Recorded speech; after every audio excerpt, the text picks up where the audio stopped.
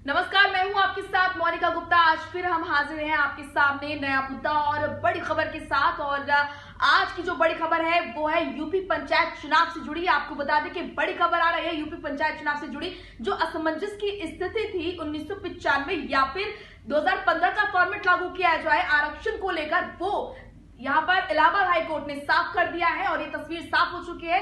अब 2015 का फॉर्मेट जो है वो लागू होगा, जिससे कई ग्राम पंचायतों का जो समीकरण है वो यहाँ पर बदलेगा।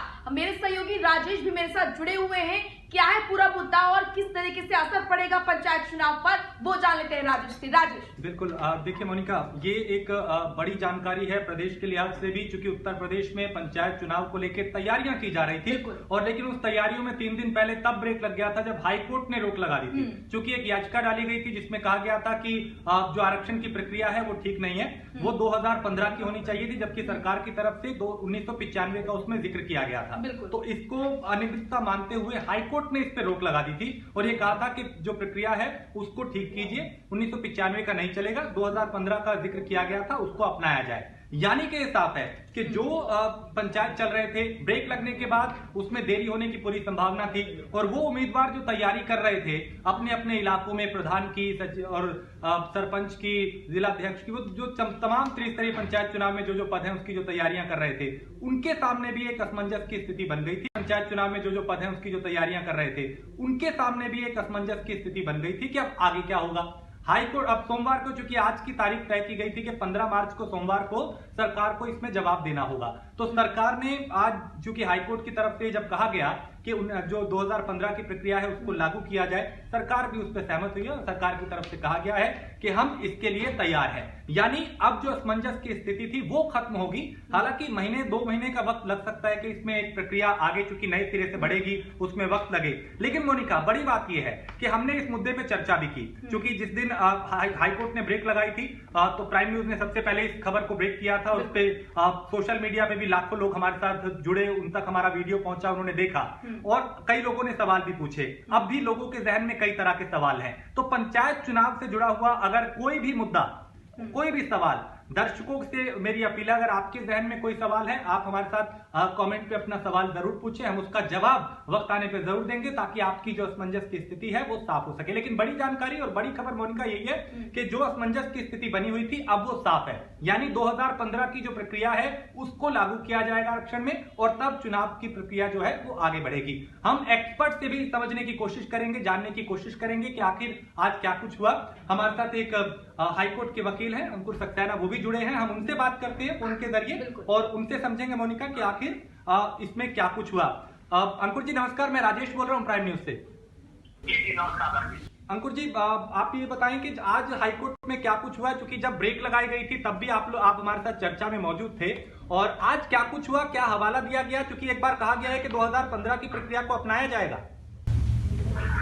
देखिए राजेश जी, सबसे पहले तो मैं प्राइम को धन्यवाद देना चाहूंगा जो इस विषय पर निरंतर आम जनमानस को लगातार कर रहा है और लगातार जनता की करने से रोके हुए जी। और आज का जो मामला है honourable court number 1 honourable justice Rituraj Awasthi व जस्टिस मनीष कुमार की जो बेंच है उसमें पुनः ये प्रकरण गया था और इस प्रकरण में जब गया तो इसमें जो पिटीशन हुई थी वो पिटीशन इस आधार से हुई थी कि जिला एवं क्षेत्र पंचायत चुनाव में आरक्षण की रोटेशन व्यवस्था के लिए 1995 को आधार बेस पर माना जा रहा था और उसी आधार पर आरक्षण किया जा रहा था। जबकि 16/9/2015 को एक शासनादेश जारी करके कहा गया था कि जो बेस वर्ष है वो 2015 कर दिया गया था और उसी आधार पर 2015 में इलेक्शन दिए हुए थे।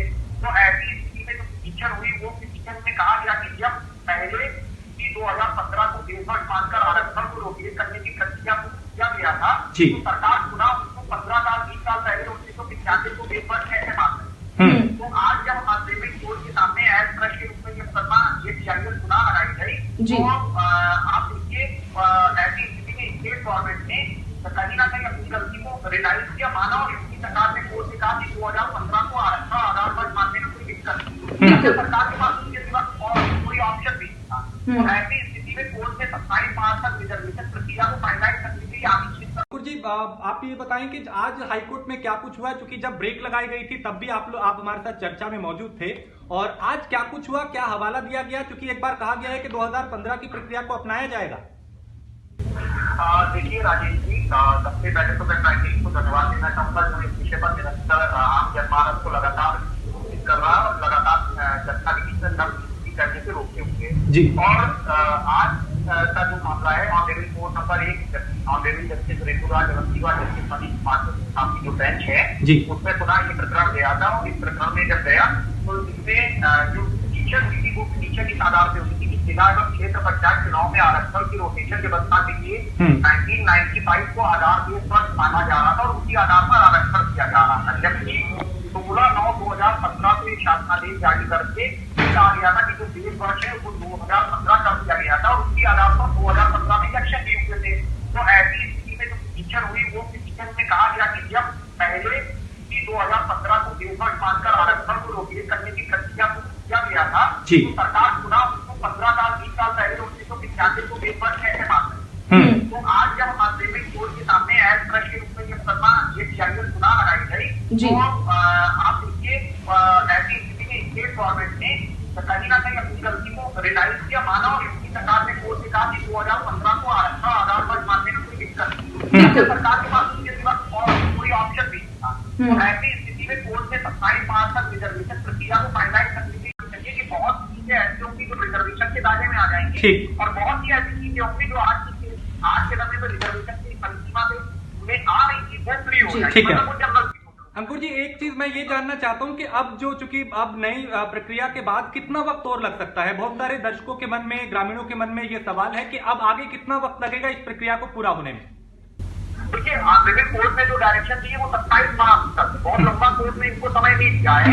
वैसे 15 तारीख तक इनको 15 से 17 के बीच में लिस्टों को जारी करना था, लेकिन कोर्ट ने भी इनको मतलब 27 मार्च का मतलब होली के करीब तक इनको केवल 15 से 30 दिन का जो इनको समय मिल रहा है 27 मार्च तक रिजर्वेशन प्रक्रिया को पूरा करने का निर्देश दिया। जैसे ही रिजर्वेशन प्रक्रिया को पूरा करने के आप ये मान के चलिए रिजर्वेशन प्रक्रिया पूरी होते ही चीजों का पंजीकरण और डिक्लेरेशन होते ही हमारे यहाँ किया जाएगा। बिल्कुल, यानी बहुत कम वक्त है जिसमें ये होगा। बहुत शुक्रिया अंकुर जी।